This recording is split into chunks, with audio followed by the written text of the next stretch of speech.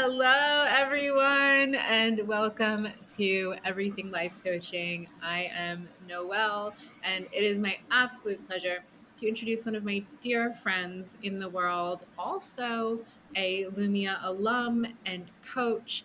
Kathryn, how are you today? I am so excited to be doing this with you today. I just can't wait for the magic that unfolds and all the things that we get to chat about. Me too. Me too.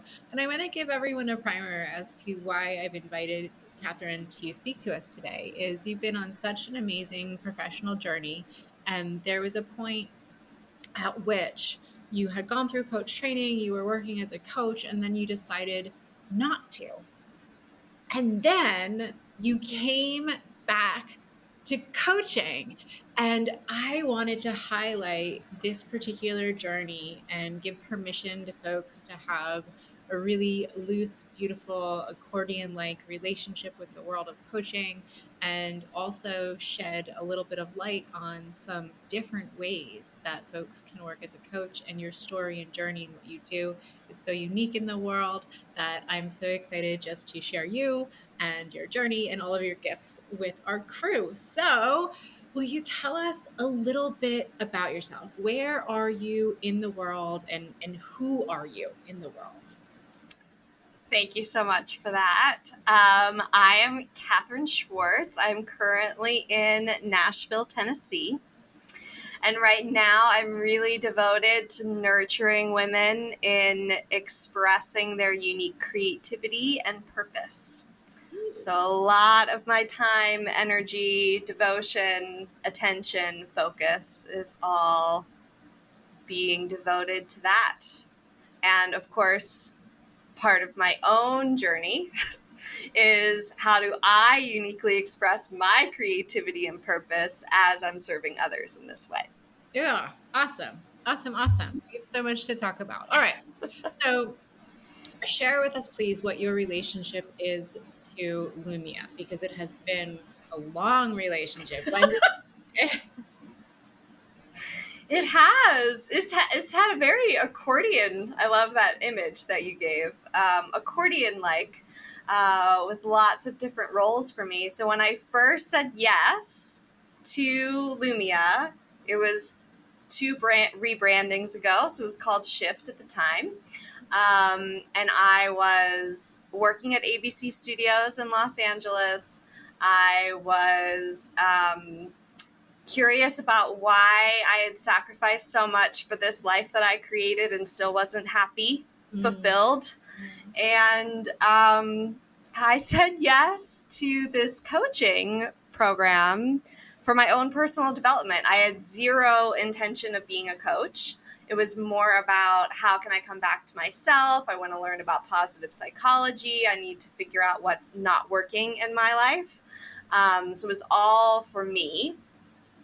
And then I was like, but I do produce things like events. And so I partnered or worked for Lumia in the capacity of producing our different retreats and events for a period of time. And again, I wasn't coaching at all. I assumed that or I knew that the training that I received was making me a better producer. That was my kind of line of thinking at the time.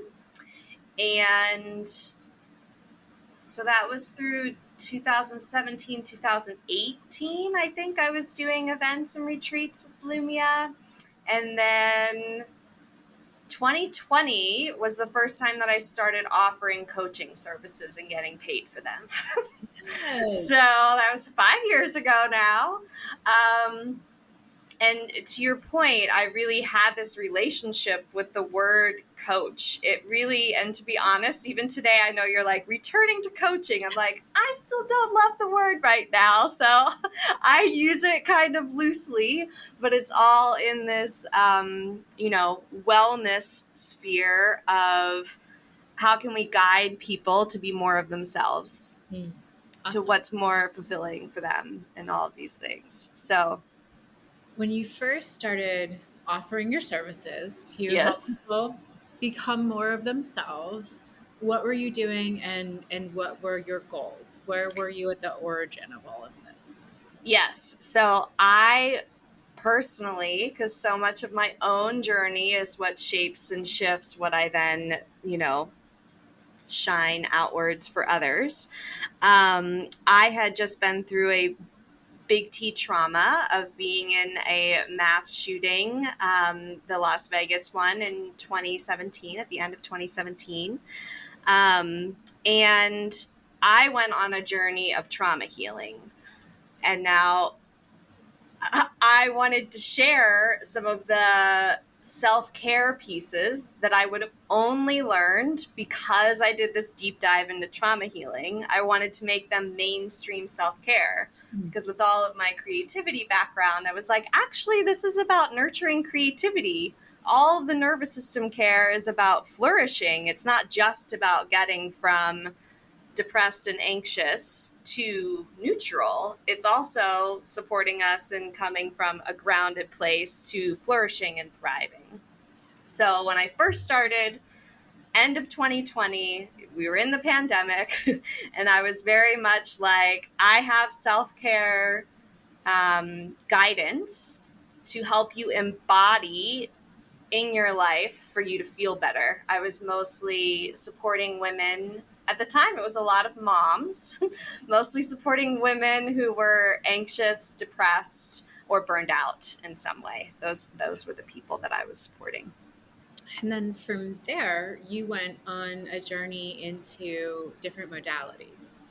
Yes, this is where the word coaching kind of, I leaned away from it for a while because, well, it's so funny. When I first went through Lumia training, when I would tell someone about coach training, everyone thought it was related to sports. Like, that's how far away we've come. Do you know what I mean? Where, like, when I first started talking about it, you had to, like, tell people what a life coach was. And now it's so much a part of, in my experience, it's much more part of mainstream understanding and culture now.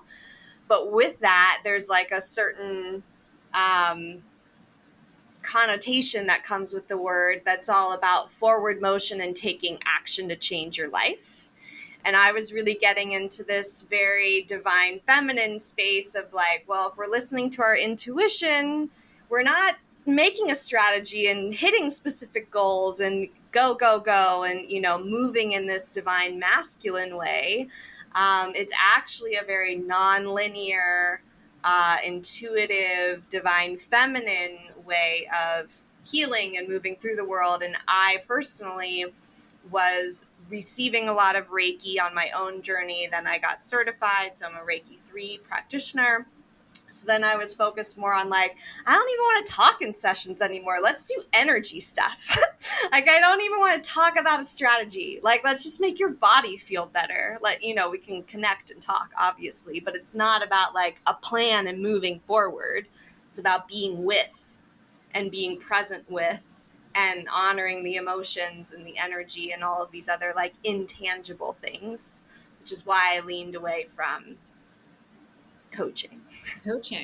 And Yeah. as I'm listening to you and thinking about, my own journey, your journey, the journey of so many folks who are looking to connect with different experiences, different aspects of their being, different aspects of spirituality, because of the world that we live in and the social conditioning that so many of us bump up against with that optimization focus, with that striving focus, it occurs to me that implicitly people probably do need a little bit of support with strategy in how to get in touch with being still.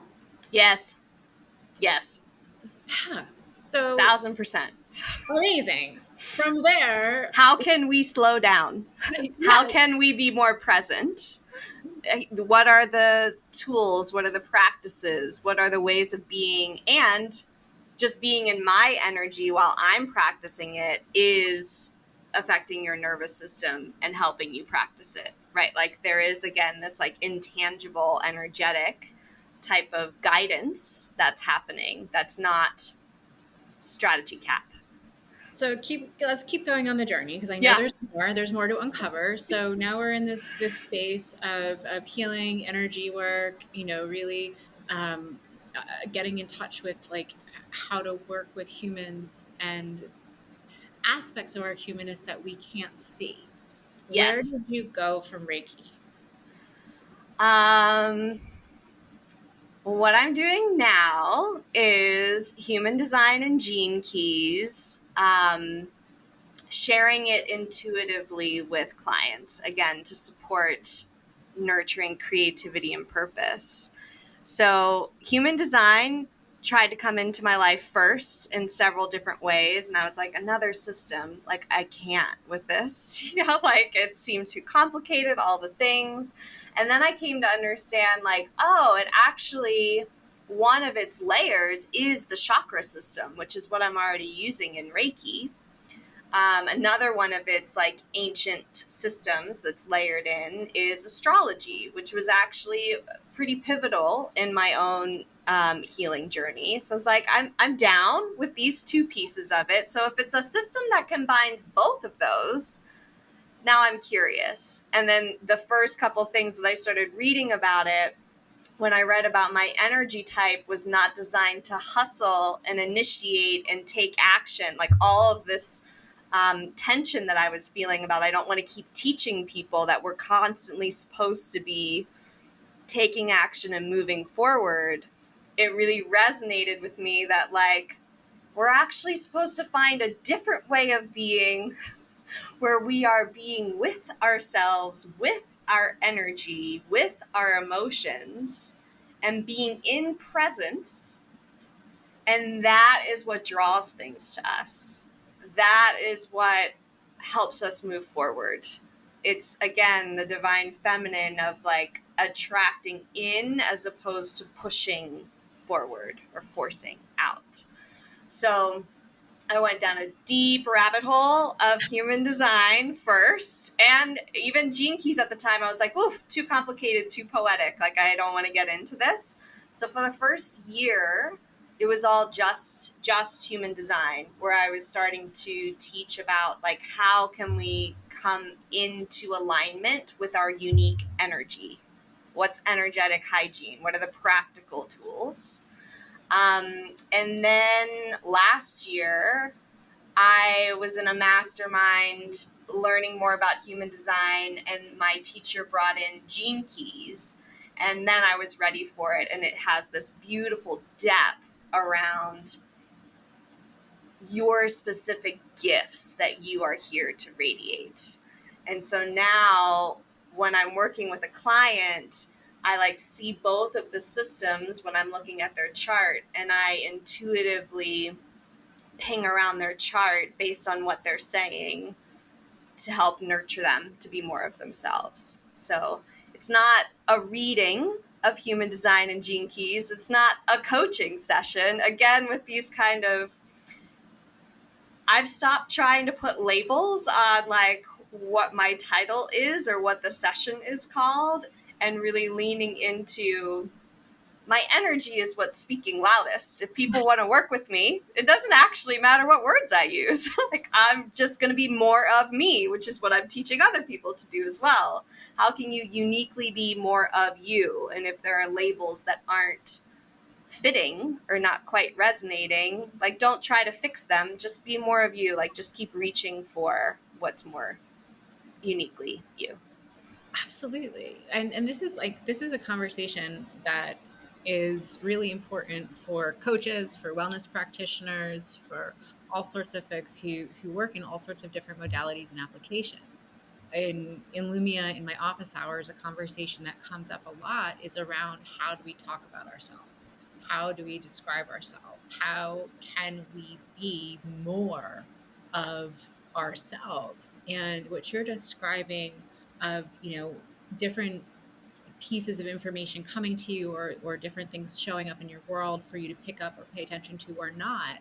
A lot of people experience that with coaching when they have that first kernel of an inkling of there's this thing out there that I'm curious about, and there's something about me that can be of service and of value to others, to society, to the world. And then people start to kind of bring it together as they start learning more and more and more about coaching, about the world, about all sorts of different layers of the ways that you can work with people. A question I wrote down before we hopped on was, can you talk a little bit about the intersection of purpose and the experience of self-knowing? So when folks are beginning to notice that, as you're describing, they're attracting things to them, they're aware of the world, and they're like, there's maybe something I should be doing or paying attention to here. Mm-hmm. What is that like? How does it show up? What's your experience of helping people to get more into being themselves? First, I'll say from the human design perspective, which I really love and embrace, is your purpose is not what you do, it is who you be no matter what you do, right? It is your energy that you are radiating, whether I'm sitting here on a podcast with you or in my coffee shop talking to the barista, or in like, your purpose is to be more of you. Right? There's a slight, like, taking the pressure off of, like, how can I be of utmost service to the world? There are places in your chart, to look at that, and to explore and contemplate. And of course, that weaves into you being uniquely you.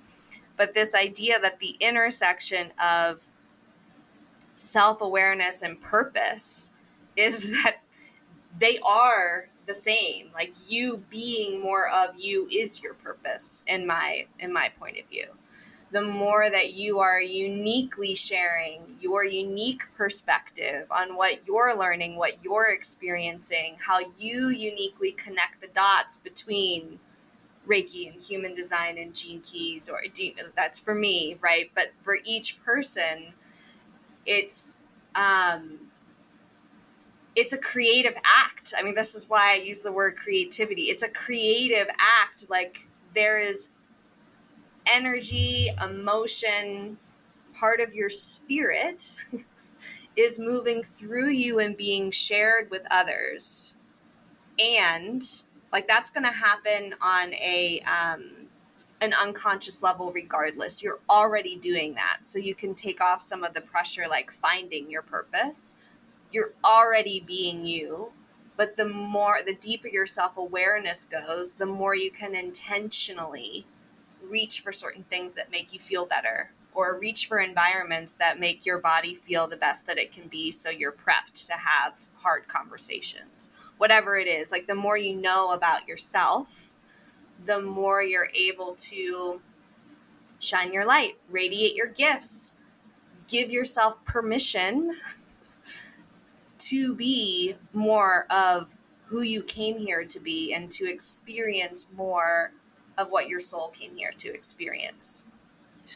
I mean, I'm going to take a snippet of this recording and send it to every single person who starts in our coach training program, because that's why people show up, is to begin to figure out how to express the thing that they are here to do.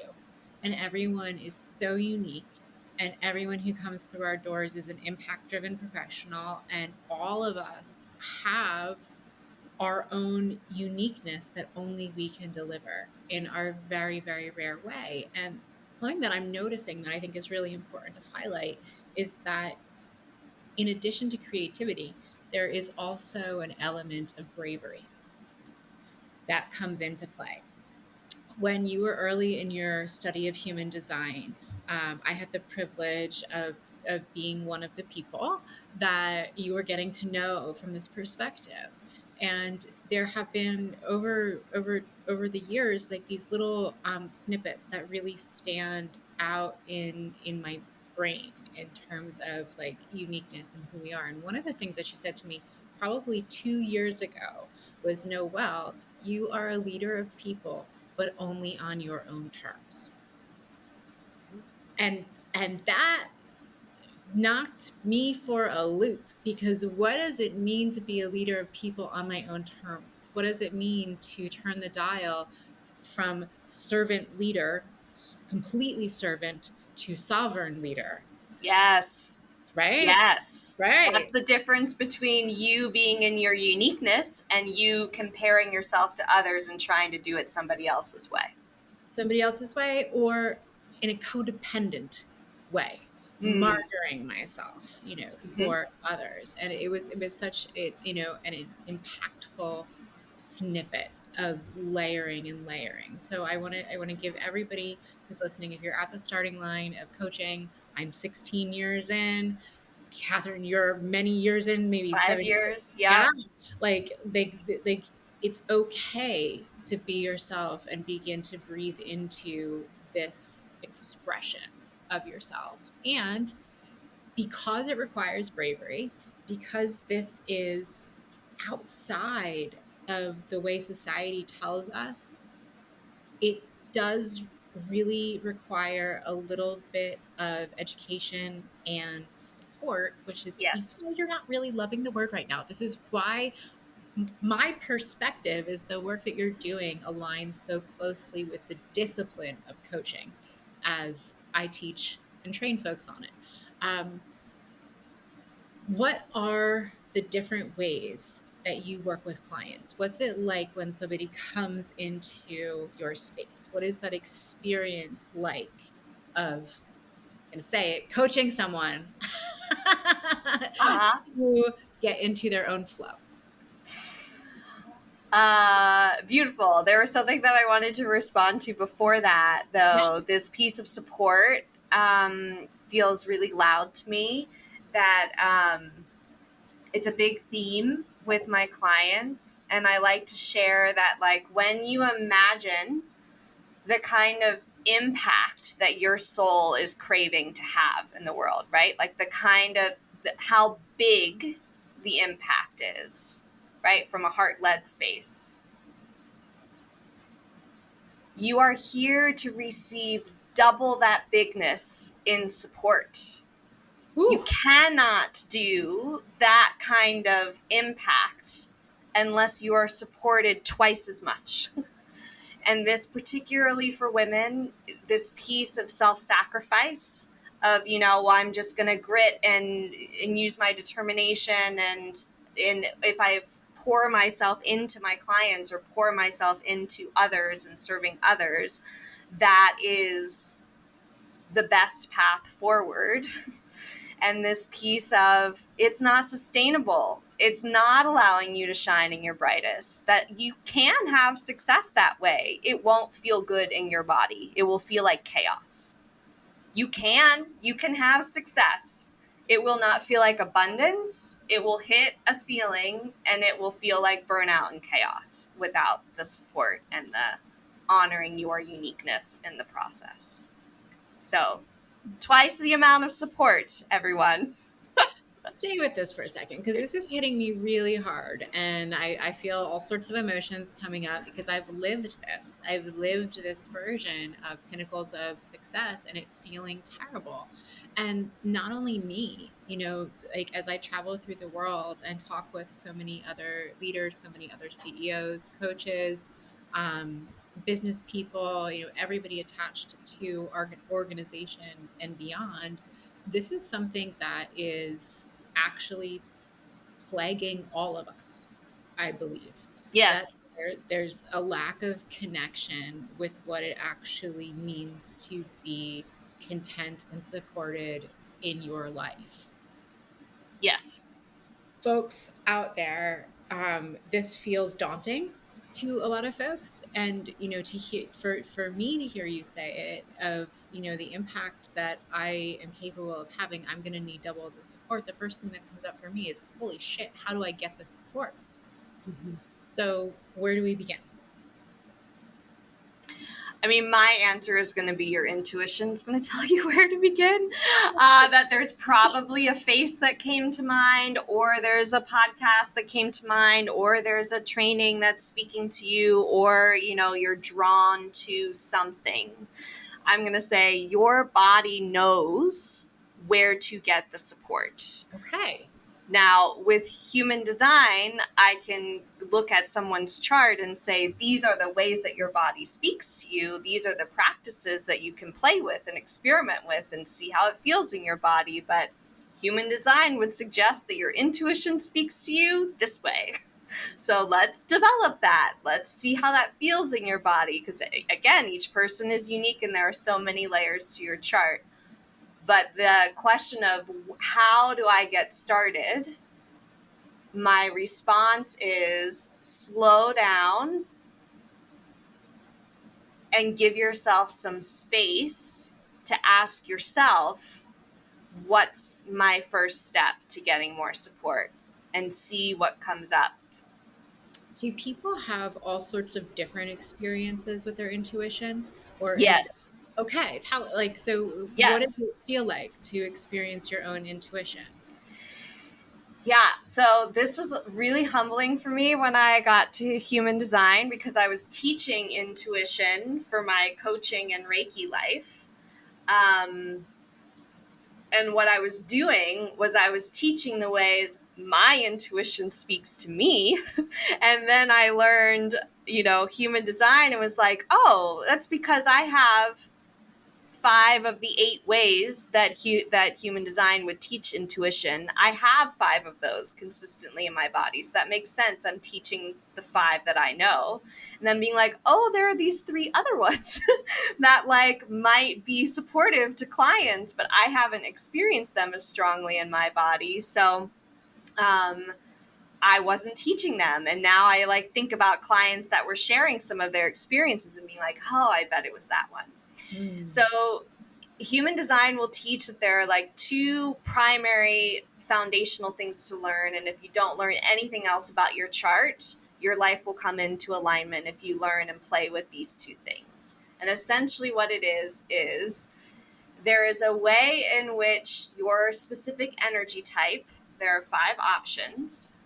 You and I are both generators. There's a way in which a generator receives and recognizes signals from the universe, something outside of us. And then, depending on your authority in human design, which is one of these 8 options, your body will tell you how to recognize what's right for you. So it's this co-creative dance between the universe sending you things and your body saying, this is right. Or your body being excited about something and the timing isn't right yet until the universe sends you the green light. So it's this dance between universe, spirit, God, source, love, whatever you might call some greater intelligence that is a loving force outside of yourself. And then there's the self-awareness within yourself that's constantly dancing. So that's a broad view. And then there's an energy center in human design that's all about intuition. And there are 7 gifts inside that energy center. So depending on what gifts you have lit up, that will tell you more about how your intuition works. There's lots of layers. Lots of layers. Now, when we are working with clients, part of what we do is we lend our own intuition to the session. Mm-hmm. How does that show up for you? How do you utilize your own intuition on behalf of another human? I love this question because when I first started learning about my gifts in human design and gene keys, some of the most prominent gifts, I was like, I don't resonate with that so much. That's so interesting. I must have a lot of resistance or conditioning there. But when I learned about a specific placement that's called your core talent, and mine is intuition, I was like, okay, yeah, this. I've been teaching intuition. I know, all of these things. It suddenly was like, yes, let's dive into this gift. I really understand it. So it gave me a lot of permission to then say, if part of my core talent of what I'm uniquely here to radiate in a way that others cannot radiate, right? It's my unique medicine. It's taught in the Gene Keys. This placement is like, this is how I'm of the utmost service to the world. When I share this gift, it actually helps people get out of their comfort zones and move into a higher level of consciousness and a higher frequency of love. It gave me the permission to stop biting my tongue about the intuitive hits that I was getting in sessions. And for me to say to people, set the expectation ahead of time that, like, part of why you come to me is because I'm using my intuition. I'm going to listen to what you're saying, and my intuition will guide me to pieces of your chart that most want to be spoken about right now, or that are most going to be supportive to you right now. And so for me, intuition, I have a particular, mine's connected a lot to hearing. So you'll see me close my eyes a lot so that I can really hear certain things, right? It's connected to when you were speaking earlier and the word support jumped out at me and you wanted to go do another question, I listened to my intuition and said, I have to go back to the word that was jumping out to me because I hear it. That's part of how my intuition speaks to me. And also by looking at someone's chart just as they're speaking. I don't know how to describe it, but I'm like, ooh, she's talking about this and that, and let me get into this. I know it's going to help.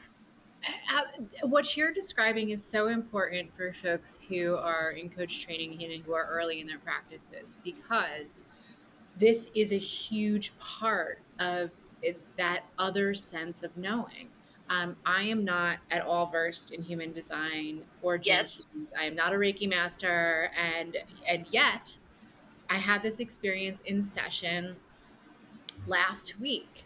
I had a client who was talking to me about a problem, and the client expressed almost in passing that they had a creative itch. And those words, just for whatever reason, when I heard those words, creative itch, I was like, I need to follow that thread. Yes.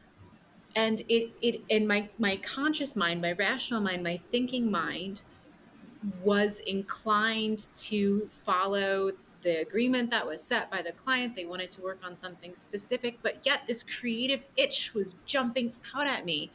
And I shared that I had that pull with my client, and it was very meaningful for my client. We ended off going on a journey that led to an incredible breakthrough.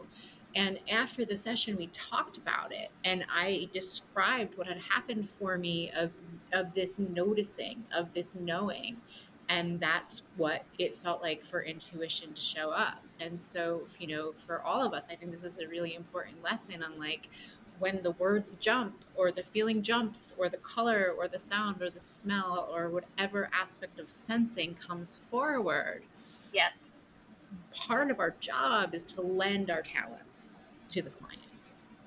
Yes. So beautiful. And that this piece of following our intuition, that's why the coaching word wasn't resonating with me so much, because I wouldn't stick to a strategy. I wasn't sticking to a specific path, because the intuitive path takes you where you need to go in a very non-linear way. And it will only show you one step at a time. It shows you one step and you have to take action on it. And then it'll show you another step that might be going in a complete zigzag in a way that you don't understand. The mind will not understand, because intuition comes from the body. It doesn't come from the mind. Absolutely. And it can't be explained logically or strategically or analyze it. Or it's this feeling of, I don't know why it's this, but it's this. What you're describing for me is the practice of very advanced coaching. What you're describing as formulaic, following a path, following a strategy, needing it to make sense to the analytical mind, is beginner's mind coaching. When you get into the depth of practice as an advanced coach, a lot of what you do is really hit that intuitive piece hard, and follow the threads, especially based on emotional sensing of the tonality of the client, and not what they say, but how they say it, to be Mm-hmm. really curious about any kind of deeper meaning. Um, Yes. I want to take us in a little bit of a different Go for it. direction, and the question that is coming up for me is around authenticity Mm-hmm. and how we show up, and how we present ourselves to the world, how we adorn ourselves, how we show up. Now, this is an area where, me included, and most coaches experience deep anguish. Yes. How do we show up as radically ourselves? And I know that you have been on a most glorious journey with your own presentation of authenticity, and you've changed and morphed and rebranded yourself over time and over the years to constantly accurately reflect who you are and who you are in your practice. Can you talk a little bit about what that has been like for you to experience from an emotional perspective, from a tactical perspective? How do we do it? How do we get in front of this stuff? All I want to talk about is human design and gene keys. So it's just what I'm obsessed with right now. And it's this piece of like, how did I come into this next evolution of me? For me specifically, I learn through experiences. So I have to try things on. I have to like really have the courage and the trust that like when I'm putting an offer out there, that because I know more about my design now, I know that I'm never going to put the same offer out there twice. So the part of me that looks to the other coach who has this beautiful signature program that can be re-sent out season after season, and that part of me that compares and wants that, you know, I come back into myself being like, Kathryn, it's never going to look like that for you because you are a line 3 profile. You are the great experimenter. You are always reiterating and changing where you're going and refining and all of the things. So it's more authentic to me as I get more comfortable with the experiments to share with people that they are experiments. So I'm saying I'm putting this offer out there for anyone who's interested right now. I may never do this again, and I'm going to learn from whatever this is and build on it. Who's along for the ride? Like, that's what I offer. It's not something that, like, if you're not up for it now, it's going to come around again in 3 months because I don't know what I'm going to do in 3 months from now. And that's authentic to me. But so that's just one piece of my chart. But other pieces about really learning what our unique gifts are. It really gives us the permission slip to play with it and say, if I double down on this, what would that look like for me? If I double down on, I'm here to teach and share about intimacy, if that became my focus, what would I let go of in my life? Because I uniquely am here to share about that in a way that somebody else can't. That's not me. That's not my gift that I'm sharing about. But for me, it's this creativity piece, and I've been resisting it for a while. Mm-hmm. But this piece of, I have lots of layers in my chart that say I uniquely nurture creativity. As I stop shying away from using that word, it feels better in my body, and I'm attracting the clients that actually want to be doing what I like, my soul really wants to do. So again, it's this intersection of like self-awareness and then how you present what you're understanding about yourself, you have the courage to express it and share it. That is authenticity to me. And it takes a lot of courage and a lot of support, because the only reason why we're not naturally doing this already is because we've lived these lives that have told us that in order to belong, we need to conform in some way.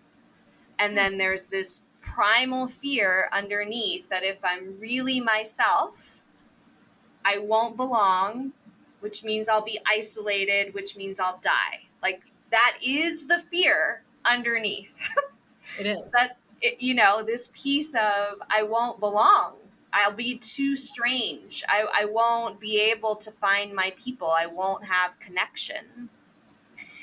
When actually it's the flip. It's like the more you're yourself, the more authentic the connections will be. The more you belong to yourself, the more you will find belonging with other, in groups of other people. But we've been conditioned that it's the opposite. It is, and from a very tactical and practical perspective, this is really impactful. Something you said that I think is really important was about your relationship with experimenting, and that you try something, you learn from it, and you build upon it.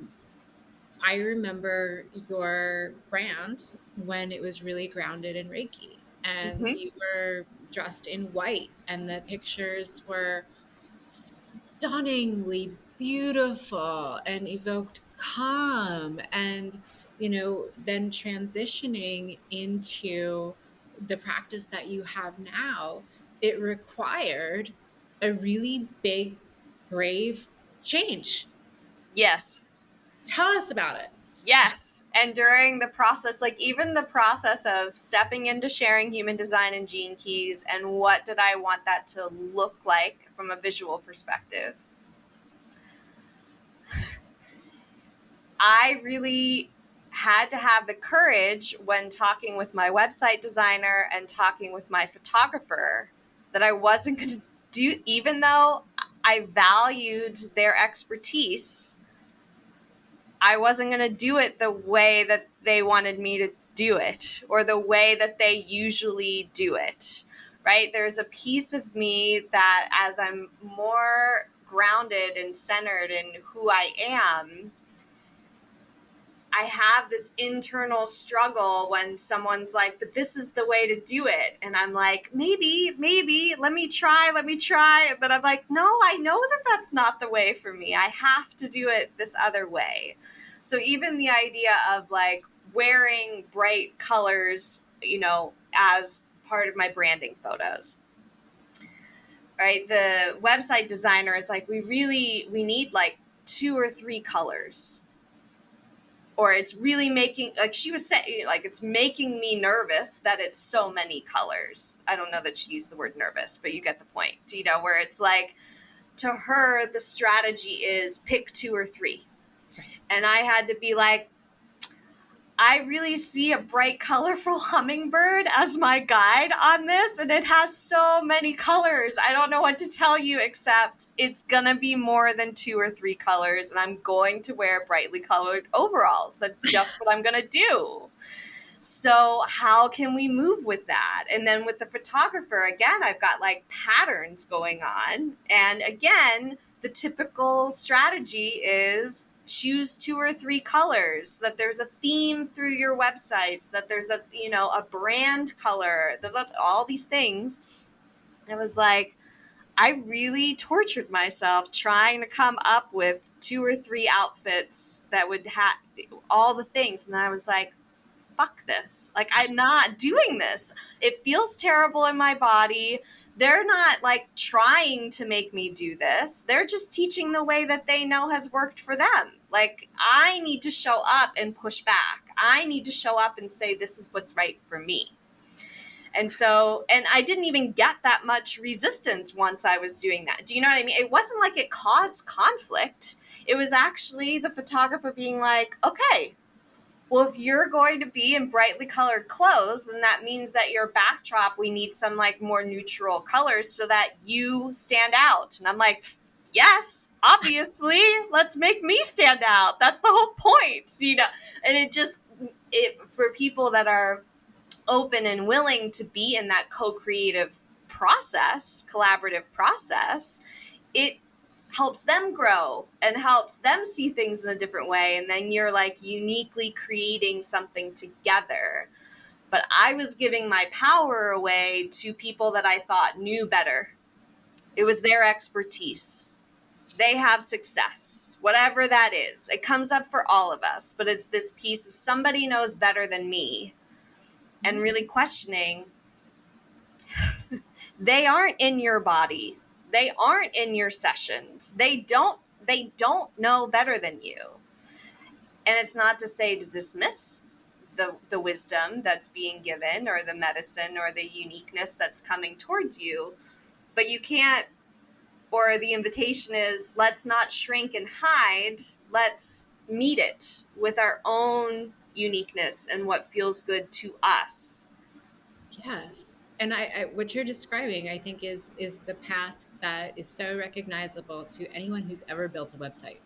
Of like, I want it to represent me. I want it to feel like me. And yet it feels so hard to be able to get that self-expression over the line because we're scared of speaking up, of saying who we are, of representing ourselves authentically, and the whole nine. So Like, I am remembering the photo shoot for the Reiki piece, and I'm remembering sending you the photos, yes. right? I remember receiving them and having like my gut, like have my stomach drop, right?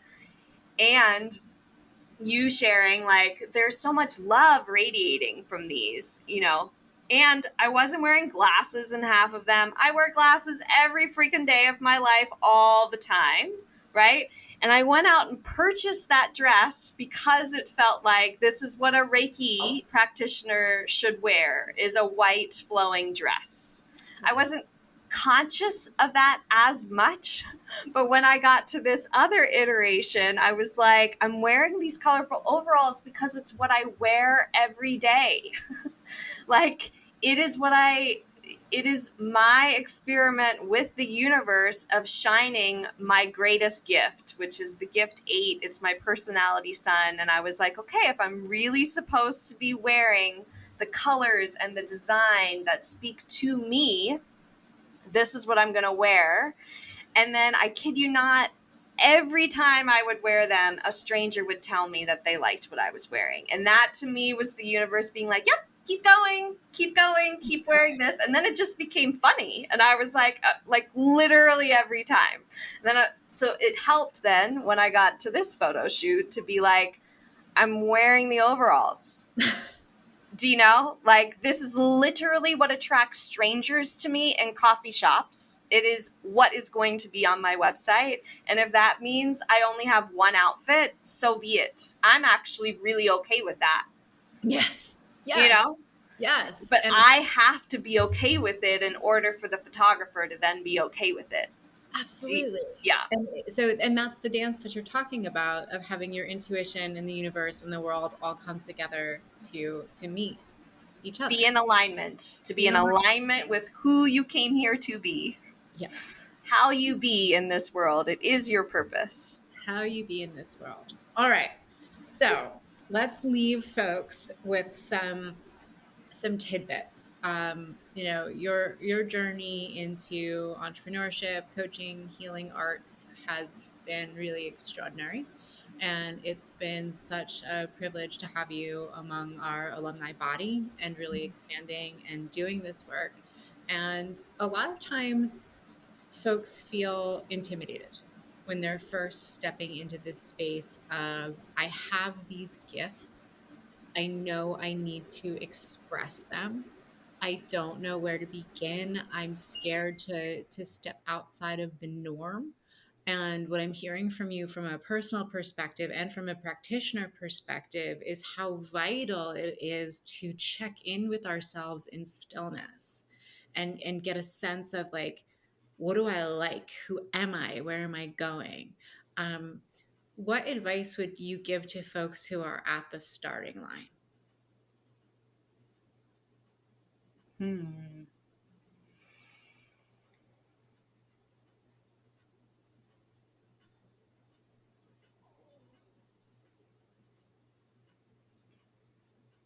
So I've already shared this piece, but it's going to change and evolve with you. So just get started.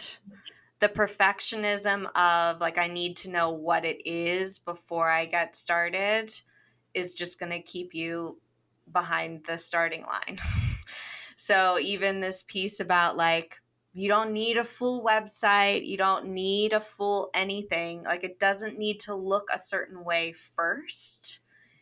To me, again, it's this following like each step without having the full-blown strategy or launch strategy in place.